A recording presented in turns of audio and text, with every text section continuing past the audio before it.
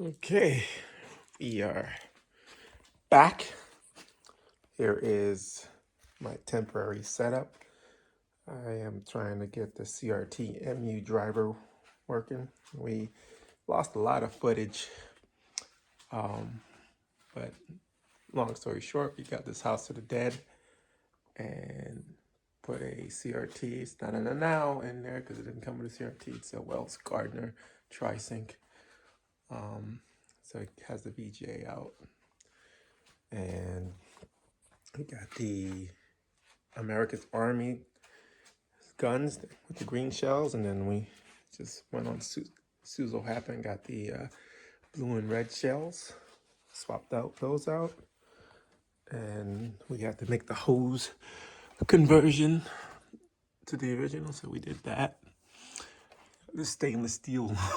That's the only thing I can find. I can find a galvanized version of it, so it wasn't so shiny. But in here, it's kind of hard to see, but that is the brains of it all. That is the global VR gun to USB. So it converts these HAP optical guns into a USB, and then that just plugs into the computer for Windows. You know, it's Windows drivers already. So that American Army was just a Windows. I think it was Windows XP machine. So works well with Windows 10. We have our tried and true HP G2 small form factor. We swapped out the industrial fan with a PC fan. And since this small form factor didn't have the fan headers for PWM, we had an external PWM control here. So it's not going to be controlled by the computer. It's just going to be controlled. It's going to be steady state. So I can turn it up, turn it down, depending on how loud and efficient I want it to be. We have our little power supply. It is a 5, 12, 24, but I don't know if it's going to be enough because I think it's only like 3 amps or something like that, so it's not a lot. The big tell would be if when the lights start flashing, or if the bulbs flash when I pull the solenoids, which means it's just pulling too much current, or that, I mean, the only way to solve that is to put in a dedicated 24-volt power supply for that. So may do that, may end up doing that, we'll see. And then with all my bills, we have the smart power switch. Computer plugs into the control. The only thing I have plugged into the always on is this monitor here, because the monitor is for setup purposes. And then we have temporarily have our Wi-Fi connected. It's gonna be, so we don't need techno parent or anything like that. We have the really old school games on here. Sega Model 2 and arcade. Yeah, I think I'm gonna try a Sega Model 3, see what it looks like. And yeah, so we did that wiring. Wired in this coin door. And I had a little switch to turn the computer on. And we have this is a Raw Thrills test, select, start, service, whatever. So I'm gonna use that. I've gotta get all those buttons set up and get all the auto hotkey stuff set up. But didn't turn it on. Got everything hooked up. Got everything wired in. Didn't turn it on yet because got it hooked up last night. Didn't want to be disappointed last night. So before I went to bed. So we'll see how it works, or if it works at all. Obviously, I did try the power supply, hooked up power supply. Everything's hooked up correctly. No smoke, no burning. Just hooked up the computer last night and need to work through the software. So I did load a fresh copy of Windows on there, install the CRT MU driver. I got to the step where I need to actually drive the CRT. So we'll see how that goes. And the CRT is just, I guess you need the CRT MU driver because the CRT has native 64480 resolution, and Windows 10 doesn't like to start up in 64480. it wants to start up at 800 by 600, which that monitor doesn't support. I think it's the lowest Windows 10 can go without you intervening. So, yeah, we're gonna go from there. And then if it all fails, doesn't work out for some reason, we can always just go to those flat Unico monitors right there, 24 or 26 inch Unicos, LCD. Then I guess we'll have to swap these things back for the send-in or gun for IR or something like that. And I wouldn't even modify those. I'll just sell them as is and then get new guns. But that is the contingency plan, right? In case this doesn't work out, take out CRT, put in LCD, makes everything lighter, and then go from there. So that is the plan. I will get back to it a little later today and see how it goes. As part of the what I did, or still almost done with this, I gotta just work in the topper. I've been dragging my feet because I was hoping the topper would fall in my lap, but it has not fallen in, or fell in, I guess.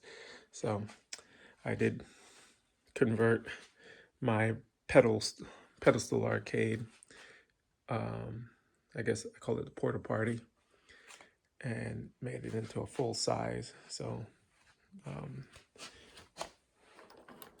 full size DIY, wired everything in. Actually, I did get the guts from an actual Aliens Extermination that was like water damaged and stuff like that. I took all the wiring out, so I was able to, for the most part, this is a real Aliens Extermination. These are the real guns, right? This is the real control panel from there.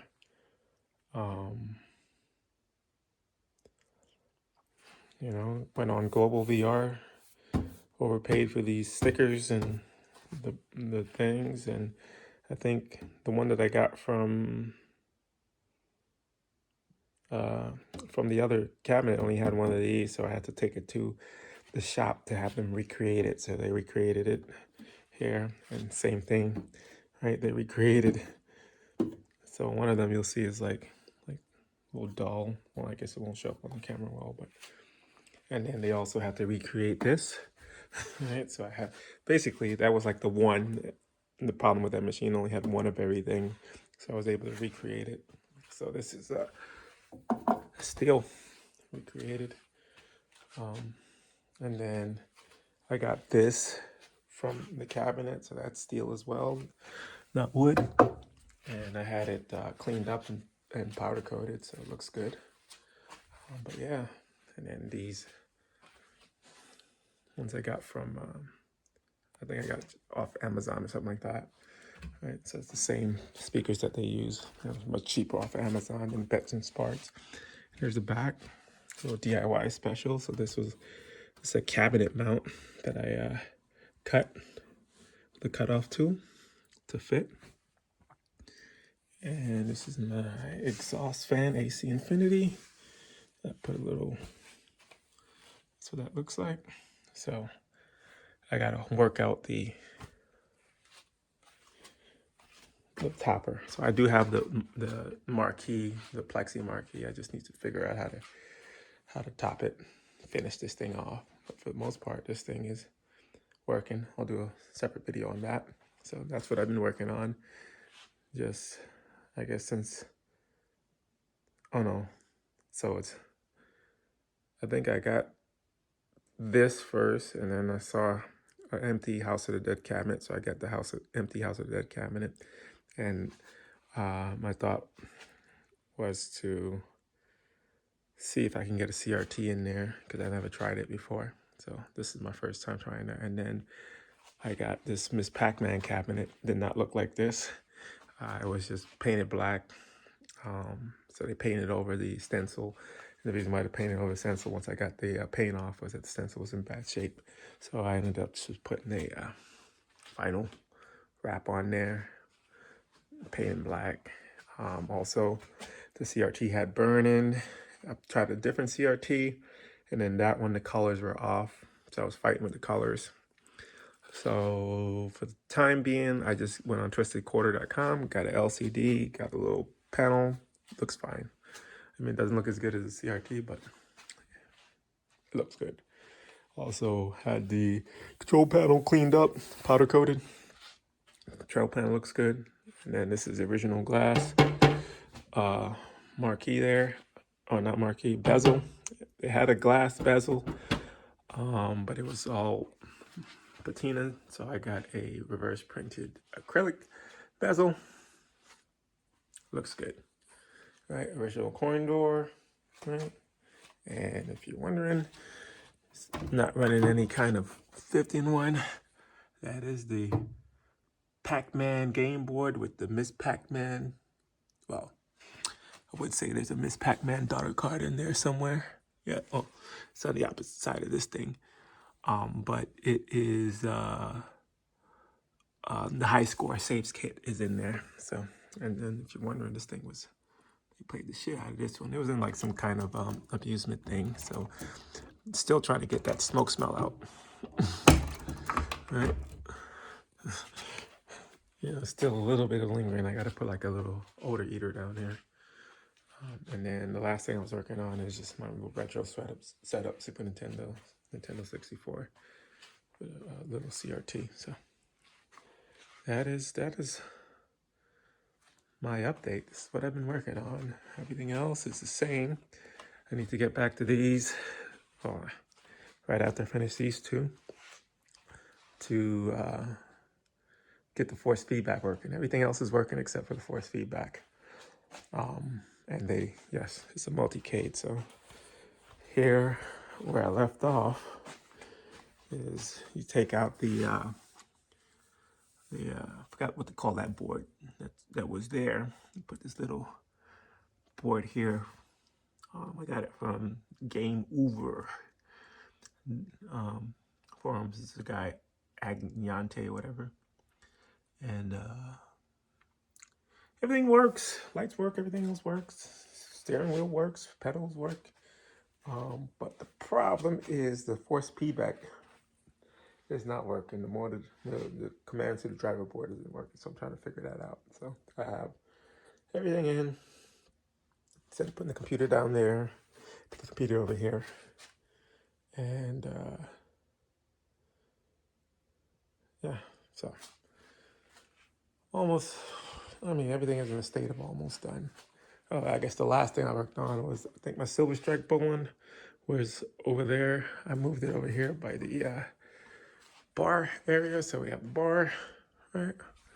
And we have the bar game. So this is a Silver Strike bowling, custom printed dust cap cover, and it is a double. So there's two computers in there, two Nighthawks. There's one here. I think this one's Golden Tee. And the one below it, you can't see that, is Silver Strike. So we have one I/O board here, right? I/O board there. And then we have the CIDs. We have 14 is Golden Tee. I think, what is this? 19 is Silver Strike, right? And then we have the Perfect Solution switcher. Oh, it's down there right below the that red I/O board. Yep, and we're able to run both of them. So there you have it. And that's what I've been working on. All right, so we'll get back to House of Dead. I just got some woodworking to do for this one, right? And that's it. Oh, yeah. And then this one, got to turn it on. I don't know why I'm scared to turn it on. I'm scared of disappointment right now. You know, it's always something, right? So go from there. All right, thanks for watching. See you on the next one.